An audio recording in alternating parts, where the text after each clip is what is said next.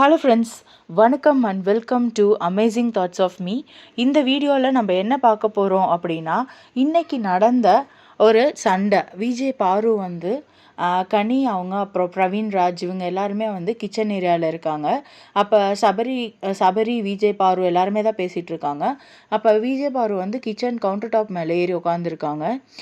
இந்த ஏரியாக்குள்ளே வந்து நீங்கள் வரக்கூடாது அப்படிங்கிற மாதிரி கனியாக்கா சொன்ன மாதிரியும் அவங்க ஆக்சுவலாக என்ன சொல்கிறாங்கன்னா, இங்கே எதுவுமே நடக்காத மாதிரி நீங்கள் போய் அழுவீங்க, எல்லாரும் உங்களுக்கு வந்து சிம்பத்தி பார்க்கணும் அப்படின்னு தானே நீங்கள் நினைக்கிறீங்க, உங்களோட ட்ராமாவுக்கு நான் பலியாட ஆக மாட்டேன் அப்படின்னு சொல்லி ஒரு சூப்பரான பாயிண்ட் சொன்னாங்க.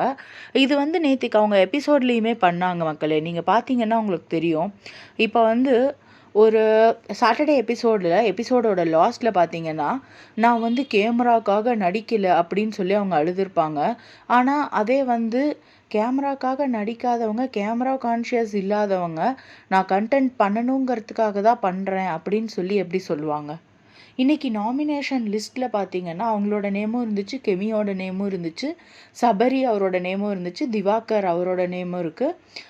ஸோ இந்த வீக் வந்து ஓட்டிங் எப்படி வருது அப்படிங்கிறத நம்ம பொறுத்திருந்து தான் பார்க்கணும். கம்ருதீன் பார்த்திங்கன்னா இன்றைக்கி அவ்வளோவா எதுவுமே வரல அப்படின்னு தான் சொல்லணும். பட் போக போக எல்லாத்தோட கேம் பிளேவும் மாறும், புதுசான ஸ்ட்ராட்டஜி.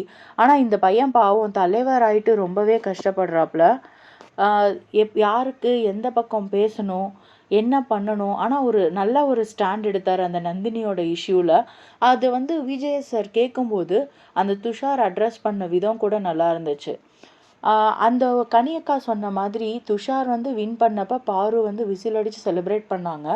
பட் அதே பாரு நந்தினி விஷயத்தில் துஷார் வந்து தள்ளி இருங்க அப்படின்னு சொன்னப்போ நீ சொல்கிறதெல்லாம் நான் கேட்க மாட்டேன் அப்படிங்கிறது வந்து கரெக்டாக கனியக்கா வந்து அதை நோட்டீஸ் பண்ணி சொன்னாங்க. இப்போ இந்த வீட்டில் வந்து ஒரு இன்சிடெண்ட் நடக்குது, ட்ரிகர் ஆகி பேசுகிறாங்க அப்படின்னா அந்த ட்ரிகரை வந்து கிக் ஆஃப் பண்ணுறது யார் அப்படிங்கிறத வந்து யாருமே உட்காந்து யோசிக்கிறது இல்லை. அதை யோசித்தாங்க அப்படின்னா கரெக்டாக சரியாக படும். அதே மாதிரி தேர்ட் ப்ரோமோவில் பார்த்தீங்கன்னா ஸ்வாப்புக்கு வந்து ஒரு சண்டை வருது, திவாகர் அவருக்கு வந்து சண்டை வருது. இதில் ஏன் தெரில, நிறைய பேர்த்தோட வந்து திவாகர் அவருக்கும் விஜய் பாரு அவங்களுக்கும் நிறைய டிஃப்ரென்ஸ் ஆஃப் ஒப்பீனியன் வருது. ஸோ யார் வந்து இந்த சீசனோட டைட்டில் அடிப்பாங்க, இந்த சீசனோட வின்னர் யார், ரன்னர் யார், இது எல்லாமே நம்ம பொறுத்திருந்து தான் பார்க்கணும். ஸ்ட்ராட்டஜிக்கலி அனலைஸ் பண்ணி யார் வந்து ஸ்ட்ராட்டஜியாக விளையாடுறாங்க அப்படிங்கிறதே நம்மளுக்கு வந்து புரியறதுக்கு இன்னொரு 2-3 டேஸ் போகணும். Apart from that first week Praveen Gandhi sir eliminate ஆகிட்டார். பட் அவருக்கு வந்து இன்னும் கொஞ்ச நாள் இருக்கிறதுக்கு சான்ஸ் கிடச்சிருந்துச்சுன்னா மேபி அவர் இன்னும் கொஞ்சம் ஏதாவது பண்ணியிருக்கலாம். நந்தினி அவங்க வந்து வாக் ஓவர் பண்ணப்போ ஒரு பாயிண்ட்டை வந்து சொன்னாங்க. அதாவது எனக்கு வந்து இந்த மாதிரி ரியாலிட்டி இல்லாத இடத்துல நான் இருக்க விரும்பலை அப்படின்னு சொல்லிட்டு. அதே மாதிரியே ஆதிரை வந்து பிக் பாஸ் டீமே கொஷின் பண்ணி நேற்றுக்கு பேசியிருந்தாங்க எபிசோடில். அதுக்கு விஜய் சார் வந்து கொடுத்த வார்னிங் ரொம்பவே கரெக்டாக இருந்துச்சு. லைக் ஹர்ட்டும் பண்ணல, அட் த சேம் டைம் அவங்களுக்கு வந்து புரிகிற மாதிரியும் சொன்னாங்க. ஸோ இது வந்து ஒன் ஆஃப் த பெஸ்ட்டாக வந்து நான் பார்க்குறேன். ஹர்ட் பண்ணாமல் அட் த சேம் டைம் அவங்களோட தவறை வந்து புரிய வைக்கிறதுங்கிறது ஒரு ஆர்ட் அப்படின்னே சொல்லலாம்.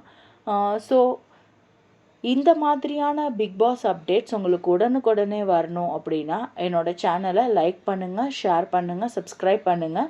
உங்களுக்கு பிடிச்ச கண்டஸ்டன்ட் யார் அப்படிங்கிறத கமெண்ட் பாக்ஸில் டைப் பண்ணுங்கள். அப்புறம் இந்த வீக் யார் எலிமினேட் ஆவா அப்படின்னு நீங்கள் நினைக்கிறீங்களோ அவங்களோட நேமையும் கமெண்ட் பாக்ஸில் டைப் பண்ணுங்கள். தேங்க்யூ ஃப்ரெண்ட்ஸ், தேங்க்ஸ் ஃபார் வாட்சிங்.